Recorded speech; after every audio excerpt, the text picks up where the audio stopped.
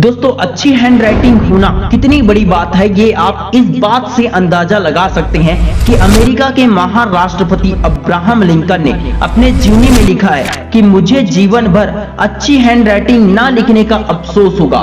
कभी कभी लोगों की अच्छी हैंड राइटिंग भी एक पहचान बना देती है। कुछ लोगों की तारीफ सिर्फ इसलिए भी की जाती है क्योंकि उनकी हैंड राइटिंग बहुत अच्छी होती है। कुछ स्टूडेंट कहते हैं कि उन्होंने तो एग्जाम बहुत अच्छा से दिया था, पेपर बहुत अच्छे से लिखे, पूरे क्वेश्चन का आंसर लिखा, उसके बावजूद बहुत कम नंबर मिले। जैसे कि 12th में मेरे ही दोस्त ने हिंदी पेपर का पूरा क्वेश्चन लिखा था, एक भी क्वेश्चन नहीं छोड़ा था, लेकिन फिर भी उसे सिर्फ 100 में से 60 नंबर ही मिले और मैंने 91 नंबर का आंसर लिखा था और मुझे पूरे के पूरे 91 मार्क्स मिले। मुझे पता था दोनों में फर्क क्या था, हैंड राइटिंग और लिखने के तरीकों का। कभी कभी टीचर्स को स्टूडेंट की लिखावट यानी उनकी राइटिंग ही अच्छे से पसंद नहीं आती है या उन्हें कुछ चीजें क्लियर समझ में नहीं आती है, जिसके कारण वे नंबर कम देते हैं या राइटिंग के कारण नंबर काट देते हैं। इस तरह जब टीचर्स को पेपर चेक करते वक्त कचरा जैसा लिखावट दिखाई देता है, जिसे चेक करते वक्त कुछ समझ में नहीं आता है और कुछ तो बिल्कुल ही समझ में नहीं आता है, तो टीचर्स उन्हें चेक करने में ज्यादा टाइम नहीं देते हैं क्योंकि उनके पास आपके अलावा हजारों स्टूडेंट का पेपर चेक करने के लिए होता है। अगर वे एक एक चीज को समझने बैठ जाए तो समय बर्बाद होगा और सही टाइम पर सभी के पेपर चेक नहीं हो पाएंगे। इसलिए दोस्तों, खराब राइटिंग वालों को नुकसान होता है, लेकिन इसका फायदा उन स्टूडेंट को जरूर होता है जिनकी राइटिंग बहुत अच्छी होती है। कुछ स्टूडेंट कम लिखते हैं मगर साफ सुथरा क्लीन पेपर लिखते हैं, जिससे जांचने वालों को एक ही बार में समझ में आ जाता है और नंबर भी पूरे के पूरे मिल जाते हैं। यदि हमें टीचर को खुश करके परीक्षा में अच्छा नंबर लाना है तो हमें पढ़ने में मन लगाने के साथ साथ अपने लिखावट में भी सुधार करना होगा। मैं आपको कुछ साइंटिफिक उपाय बता रहा हूँ जिससे आपकी हैंड राइटिंग में जरूर सुधार होगा, चाहे हिंदी हो या फिर इंग्लिश। आप जो भी लिखते हैं उसमें जरूर इन नियमों का पालन करें और उससे पहले इस वीडियो को लाइक कर देना, चैनल पर नए हो तो चैनल को सब्सक्राइब जरूर कर देना। नंबर 1, ठीक से बैठकर लिखना। आप जब भी लिखने बैठे तो कुर्सी, टेबल या स्टडी टेबल का प्रयोग करें और अच्छे से सीधा बैठकर लिखें। इस प्रकार बैठे कि यदि आपको 2-3 घंटा तक लगातार बैठकर पढ़ना पड़े, लिखना पड़े तो कोई परेशानी नहीं होगी। इस प्रकार से बैठकर लिखने में आपकी हैंड राइटिंग में सुधार जरूर होता है।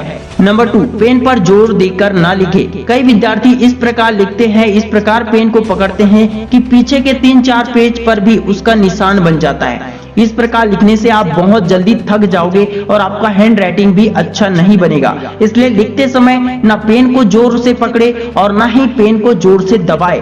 पेन को हल्के हाथों से पकड़े एवं हल्का दबाकर लिखे। इससे आप देर तक सुंदर हैंड राइटिंग लिख सकते हैं। नंबर 3, लिखने की स्पीड कम करें।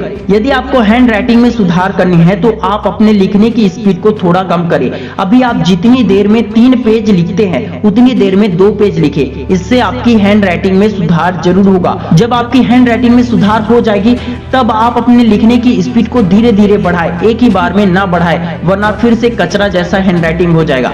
नंबर 4, केवल पंजा नहीं पूरा बाजू को मूव करें।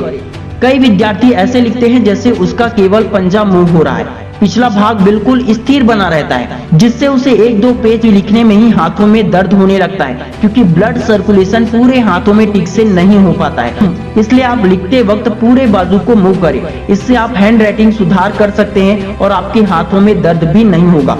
नंबर 5, 2 शब्दों के बीच गैप समान रखें। ये बहुत महत्वपूर्ण है। आप जब भी लिखें, चाहे हिंदी या अंग्रेजी, 2 शब्दों के बीच एक समान गैप रखना चाहिए। ये नहीं कि कहीं पर कम गैप कर दिया तो कहीं पर ज्यादा और कहीं पर बिल्कुल भी गैप नहीं दिए। कई बार 2 शब्दों के बीच गैप ना होने से शब्द का अर्थ ही बदल जाता है।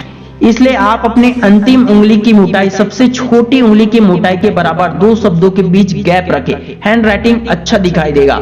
नंबर 6, लिखते समय पेज की सफाई पर विशेष ध्यान दें। कई विद्यार्थी एक पैराग्राफ लिखता है, उसमें से 5 शब्द को काट देता है या ओवर राइटिंग कर देता है, जो दिखने में बहुत गंदा मालूम पड़ता है। पूरे पेज पर यदि आप 4 बार 5 बार जगह जगह पर काट छांट ज्यादा कर देंगे तो आप कितना भी अच्छा लिखे, ये गलत इंप्रेशन जाता है टीचर्स के पास, इसलिए आप पेज सफाई पर ध्यान जरूर दें, ज्यादा काट छाट ना करें, आपकी हैंड राइटिंग बहुत अच्छी हो जाएगी। नंबर 7, लिखने में पेंसिल का उपयोग ज्यादा करें। भले ही आप किसी भी क्लास में क्यों ना हो, आपको हैंड राइटिंग में सुधार करना है तो प्रतिदिन 1 से 2 पेज पेंसिल से जरूर लिखें। आज के समय में जितने भी अच्छे स्कूल हैं उसमें से क्लास 5 क्लास तक बच्चों को केवल पेंसिल से ही लिखने को कहा जाता है, क्योंकि अच्छी हैंड राइटिंग लिखने का यह एक वैज्ञानिक तरीका होता है। पेंसिल से लिखते वक्त उतना फास्ट हम नहीं लिख सकते जितना कि बॉल पेन या जेल पेन से लिखते वक्त। नंबर 8 टिप्स ये है कि अगर आपको अपनी हैंड राइटिंग सुधारनी है तो इन 7 नियमों को, 7 स्टेप्स को फॉलो जरूर करें,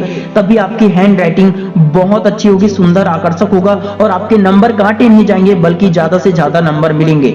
wish you all the best दोस्तों। अगर ये वीडियो पसंद आए तो लाइक कर देना, अगर किसी की हैंड राइटिंग खराब है तो उस तक ये वीडियो जरूर शेयर करना। मिलते हैं नेक्स्ट वीडियो में, तब तक के लिए जय हिंद।